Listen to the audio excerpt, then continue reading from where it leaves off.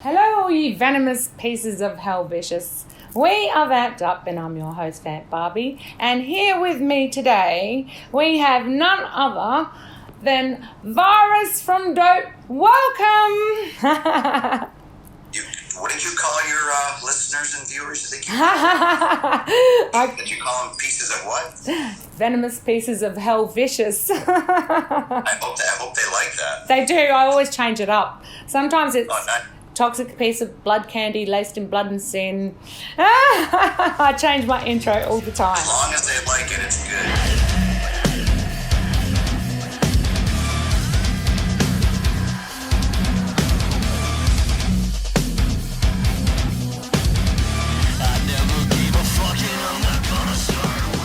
So we are doing this, by the way, viewers, from Skype, by Skype, all the way from Pennsylvania. That's right. Yes. I'm right outside Philadelphia.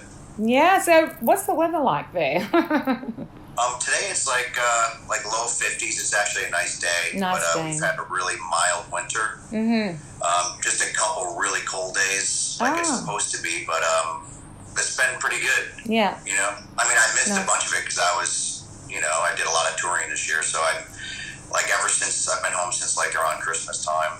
Yeah. But it's been pretty mild. So Nice. I love that. Nice.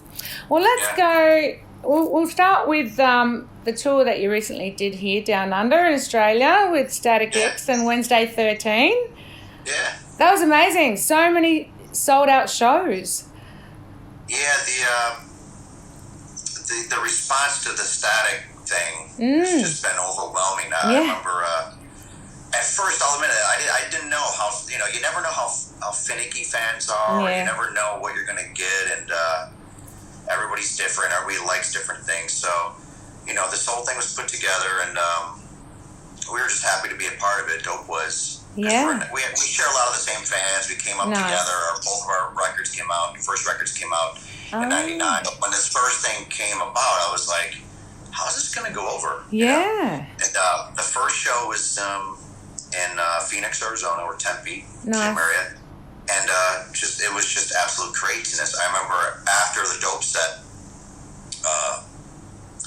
me and my band walked out just to kind of watch Static. Yes. And and it was, we're all the way in the back. And it was sold out. Wow. The merch line to buy all the Static stuff was just all the way from the other room, all the way into the lobby area where the merch is, like, it was, and like all night. It was like, I was like, wow. I was like, this thing is going to be absolute craziness. And then, all over the world, just, that's what it was like. Every country. That would have been amazing. Yeah. Yeah. It was great. I'm happy for those guys, the Static dudes. They're wonderful people. Yeah. So absolutely. Did you get any time to hang out? Because I know you're really busy on your tour. With Wednesday 13 and the rest of the Static X when you're members? on the tour, like you're together every day. Yeah. So it's inevitable. That's how touring is. Yeah. And we shared a bus with Static, so. Oh, nice. I basically lived with them for 6 months. Oh, wow. Yeah. Well, it was that the long. Wednesday guys are great. Friends of ours. Yeah. I've known him for almost 20 years. Wow. Yeah. Good time. So all that's awesome. It was a great bill. Everybody likes each other. It was just a great success. Yes. Oh, that's good. And so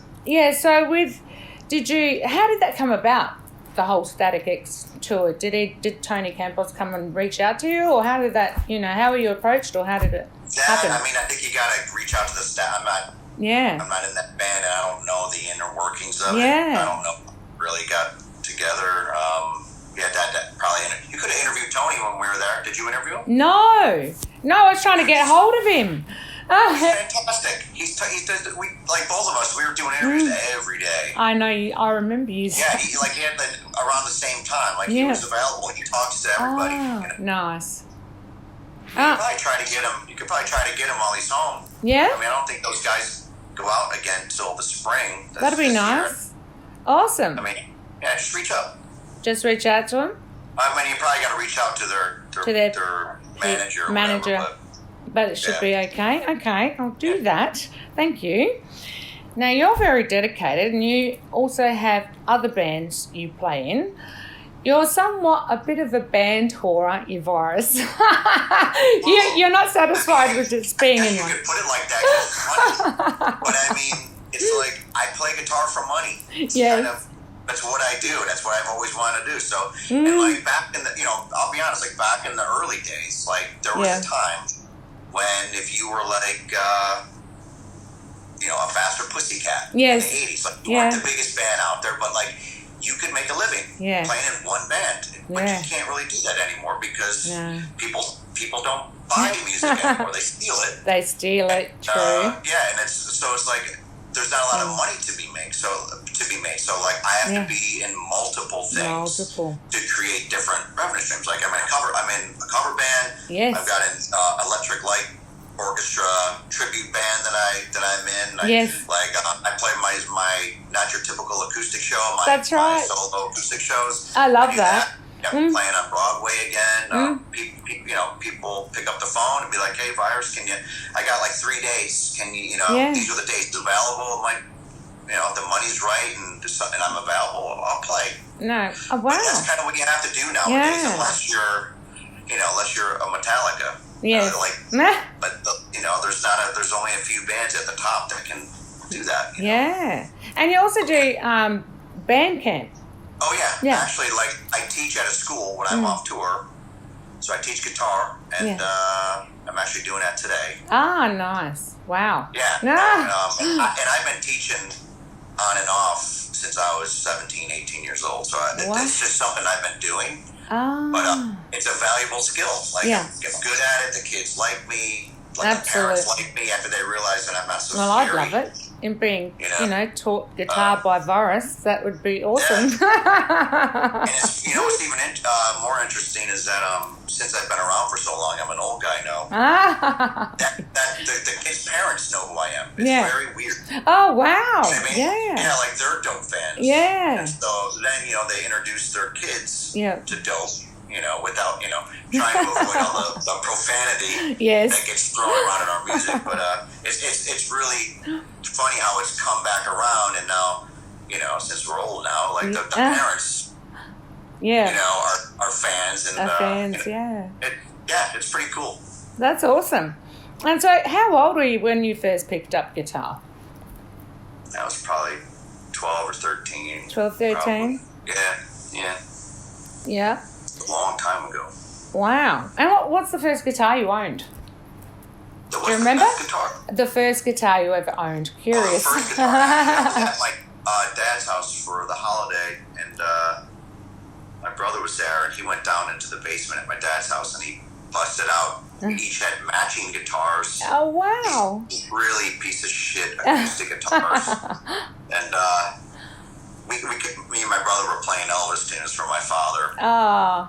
Yeah, for the holiday, and just singing a bunch of stuff like we had a family over, so we're just singing a bunch of 80s fun tunes and stuff like that. But that guitar's at my parents' house. Oh, really? You still got it?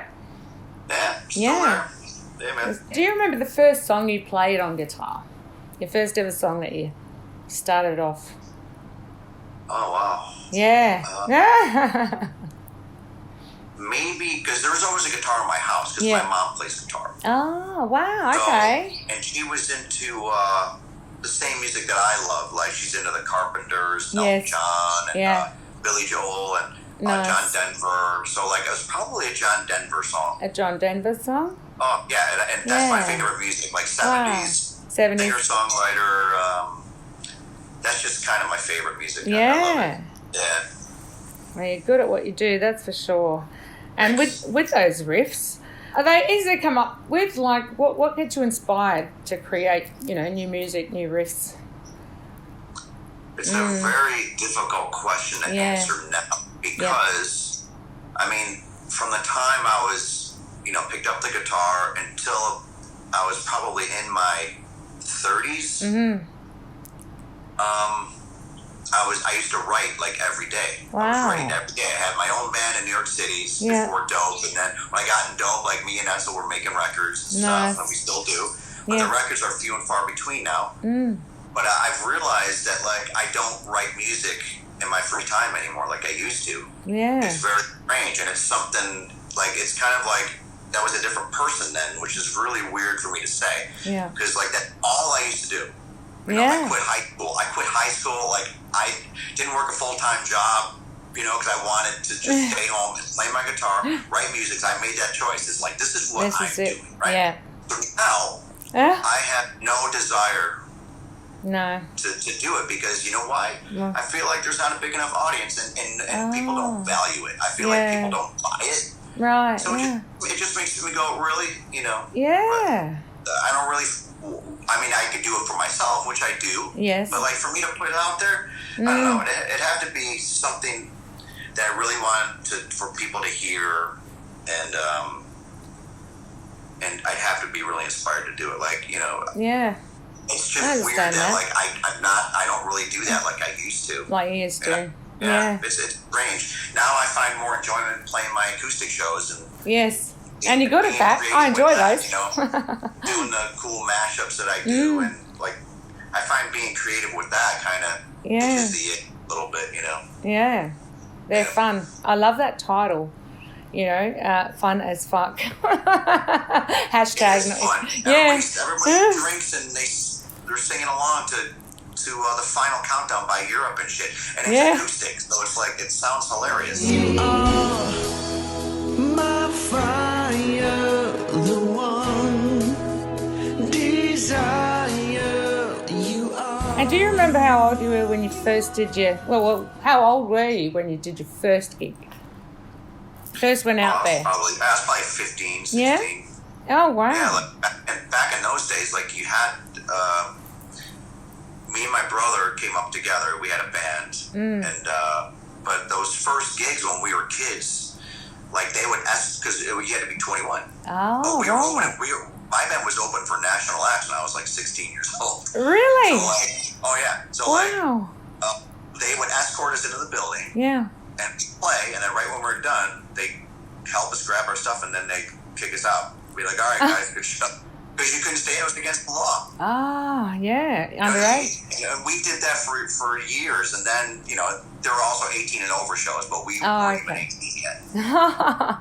But that's kind of how it was then, so that's pretty funny. That is. Did you have much of a crowd on your first gig? Because, you know, Vamped Up is about giving recognition to all these new artists that we've always did pretty well, and I'm not tooting my own horn, but, like, I'm good at what I do. My brother's I know. my brother's an amazing musician, amazing singer, and like, we were always a good band to come see, you know. And then early on in our hometown in Rochester, New York, like, there was a good scene there back in the day. No scene there now. Really? But we were like the first band. They were like, you know what, we're not playing cover tunes anymore. Yeah. We're just like, you know what, we're going to play our own music. And that's kind of what we did early on. Yeah. And then, you know, we built up a following. And then before we moved to New York City in our 20s, like, we were like the biggest band in our city. And in the region, you know, we did pretty well. Yeah. And then we moved to New York because we knew nothing was going to happen in Rochester. Yes. Then we got into the van and moved to New York, and that was that. And then that's where I met the Dope Guys and met Edsel. And the rest is history. Yeah, really? Here we are, and I'm talking to you. Yes, exactly. And thank you for that too, by the way, Boris. Yeah. So, did you have band posters growing up in your bedroom in your early youth days? Oh, absolutely. Motley Crue, Ozzy, Van Halen, big Motley Crue fan. That's one of the that kind of got me here. Yeah. Like, Shout Out the Devil. I was like, this is what I got to do. Yeah. They're in demand now, aren't they? Yeah. Well, I mean, you know what it is? They've been around long enough where in the 80s they were big, 90s nobody cared because they were an 80s band. Yeah. And then if you wait it out, nostalgia kicks in. Exactly. And then you get past it. Yeah. And that's why all these, you know, Poison and rap and, you know, that's why it's all not cool again. It's not like cutting edge, like hip. Yeah. But it's like, hey, it's like, let's go see Van Halen again, or let's go see Def Leppard. Like the tour this year, Def Leppard and Motley Crue, it's a huge stadium tour. It's going to be crazy. It will. Yeah. And speaking of posters, let me show you this one. Do you remember this? Can you see this? This poster here. Are we on that? Yep. Can you see? How do I get one of those? I remember that. Yes, do you remember? I've got two more left. For my studio? Absolutely. In fact, I was going to say. I have one. Yeah? I have one that's from. Which? It's the whole Australian tour. Yes. You know what? Let me do this. Okay, cool. This is my studio, by the way. You can see my guitars. Oh, I love guitars. You know I'm a guitar chick, don't you, Boris? I love guitars. That's why I'm holding a guitar in the poster. Wow, this is a studio. Okay, let's have a look. Yes, I commented on that the other day. That was the one. Oh, you did, right? Yes, absolutely. That was the tour. That's where I met you guys in Manning Bar, Sydney, back in 2009. I'd like to have another one. Yeah. I'd love to have another one because that was the first time we ever went to Australia. Yeah, right. That was the first time. That time. Okay, yeah. And I've still got this. Can you see this? You gave me this. Yes, I do. I use them. Same exact mix. Have you got any more I can give some to my viewers? And I'll give you. You know what? If you mail me a poster, I'll mail you some stuff. Okay, and also I'll give you some of my guitar picks. Do you like this? Can you see that? Oh, that's pretty cool. Yeah. And with the guitar in the back, can you see that? I'll throw you some of them with the poster.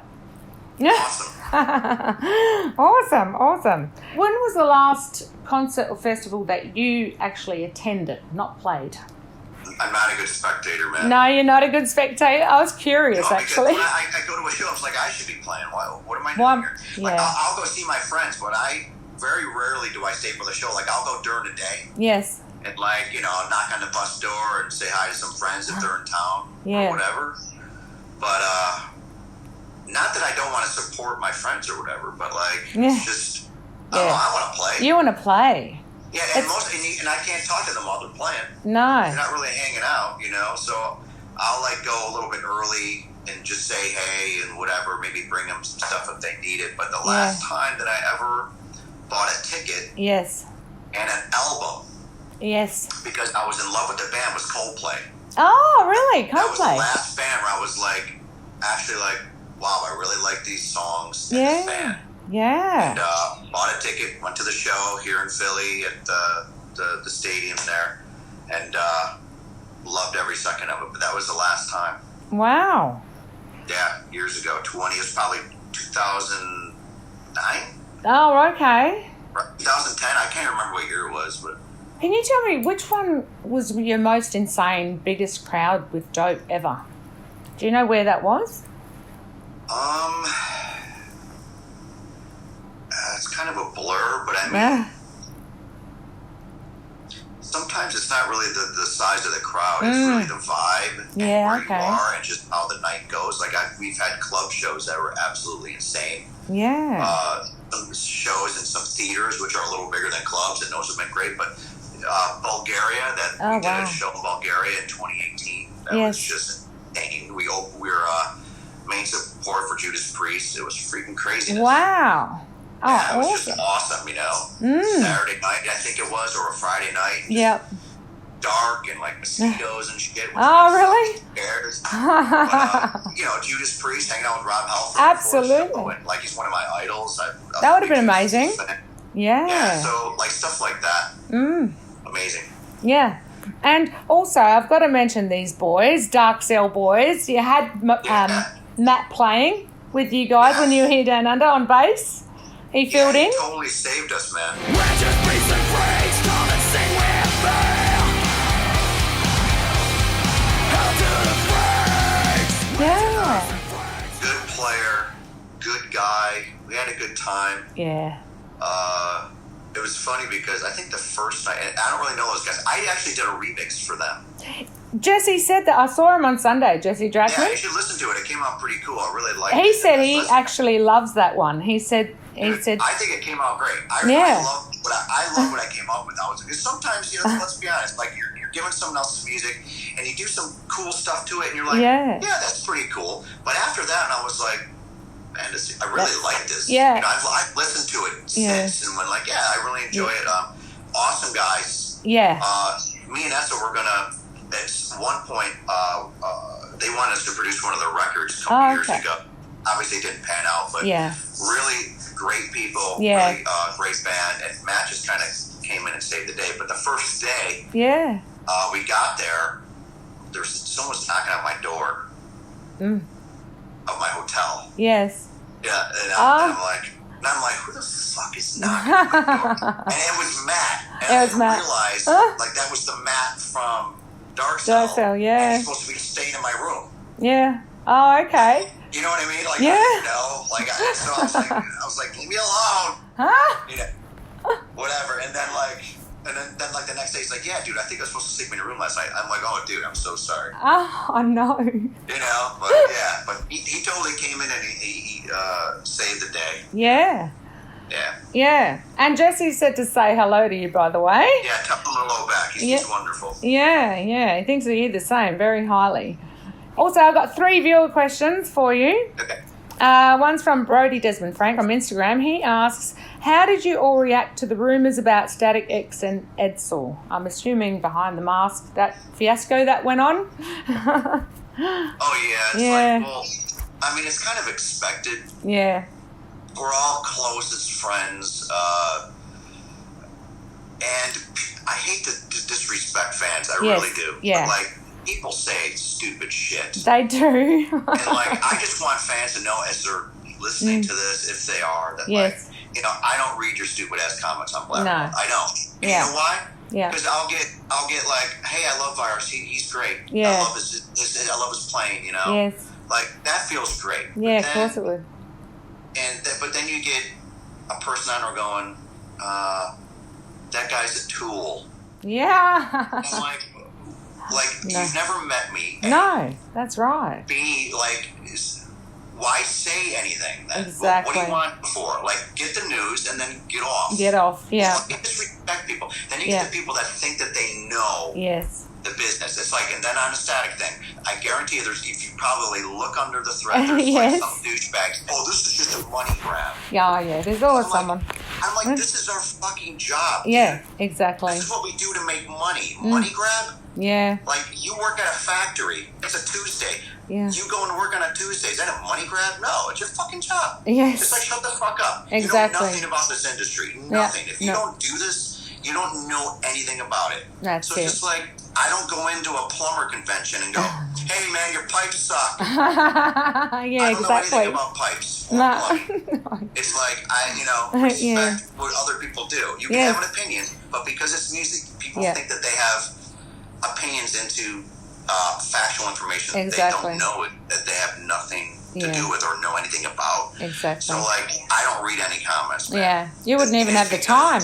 Because, like, not everyone, I'm not disrespecting everyone that comments, but you get people on there that just ruin it for people. Yeah. Sometimes there's good dialogue in there, I imagine. Yeah. You know, there is. I've read some. They share the same opinion. Oh yeah, I like this band. I like Megadeth. Yeah, cool. Hey, you going to the show? And then cool. Yeah, I've seen some of the comments. There was one guy that said, "Who cares who's behind the mask?" That was just awesome that they put that together. You know? Yeah. Like, I mean, it's for a purpose. Like, okay, if it was such an awful idea, then no one would have came. Exactly. And you had sold out shows. You hate it all you want. Yeah. But there are a lot of people that like it. So that's right. Dude, like, lay off. If you don't like it, don't come to the show. Don't buy anything from Static X. Yes. Then don't come. Yeah, that's right. Why are you there? Why are they even on your page? Exactly. Like, maybe that guy likes Black Label Society. Yeah. Well, go see them. Yeah.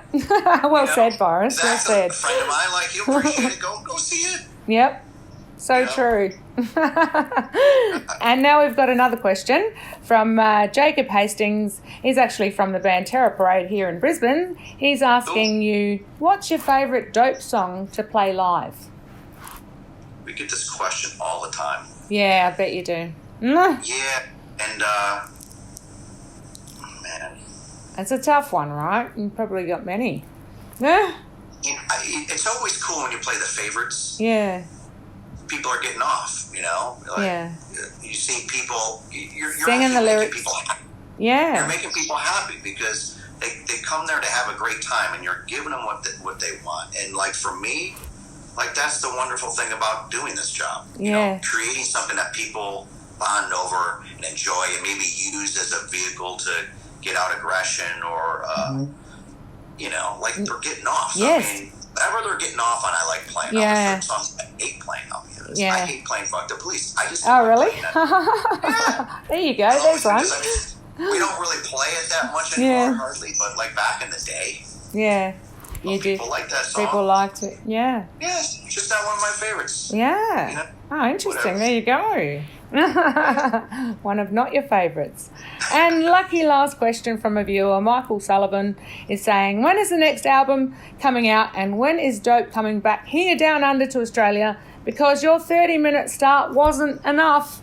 Yeah, that's the trouble with supporting is, you know, you get there's a time slot. Yeah. And you got to stick to it. It's not your show, but no plans to come back yet. But we probably, after the new album comes out, like, who knows, like, we got to go out and support it. And we want you back, Virus. We want you back. I know. It's a wonderful time, you know. But this year, you know, I know me and Nessa got to do a lot of work to put something out next year. Oh, I don't have any dates or any expectations about when it's being released. I it's not up to me, it's up to Edsel, and that's all his decision, you know. But I know this year, like, I know I'll be flying to California and we'll be sitting in a room. Yeah. And but we always have a lot of shit in the can. Yeah. You know, that's not quite done, but it's always at a level where, like, you listen to, be like, yeah, like, this is badass. Yeah. Something that didn't make the last record. Oh, you know, okay. Maybe an idea that we had 5 years ago, and then we relived. We did actually. We were actually in Australia the last time we did this. Oh, okay. He's like, dude, come to my room. Yes. I tell you exactly what happened. He's like, dude, come to my room, and then we got to start narrowing down this list of songs. Yeah. I'm like, cool, man. How many songs you guys? He's like 50. I go, dude, I'm not listening to 50 songs. I'm like, pick 20. 20. But that's what he's like. I love the guy. He's you know, he's so brilliant, so smart that he's just got all this stuff going on. Yeah. But like, you know, so we narrowed it down to like 20 or 25. 20. And, but we always have stuff in the can, like I was saying. You do. And it's kind of fun to revisit. But so it's not like this year we got to start from scratch and write a whole record. It's like we always have stuff. Always. We created so much content. You know. Good to hear for us mad dope fans here in Aussie. And we love that we have like a backlog and just ideas just on the computer drives, and we just load them in and just start chipping away. It's fun. Yeah. Awesome. Well, Virus, I'm going to leave it there. Is there anything you want to say to the viewers before we go? Add or mention to them?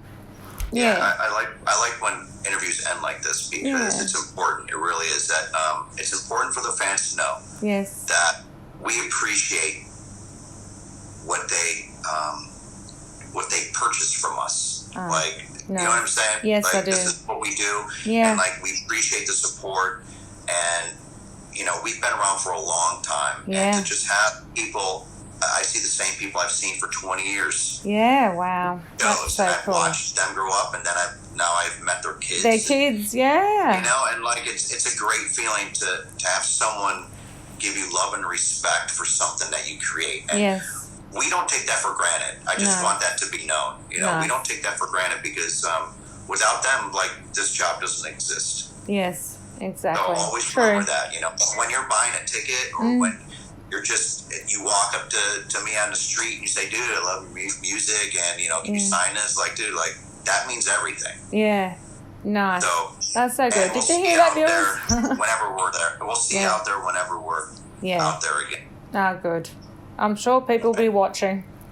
And all right, as far as me and you, like, when we get off, let's keep talking on texting, and we'll figure out, like, I'll get you some... The poster and pics. Yeah. I still got this too. I didn't show you. Do you remember this as well? What is that? That's the CD I got back in 2009. That's with the picture of the nurse, but it's been signed. Oh, yeah. Yeah, the same as the poster.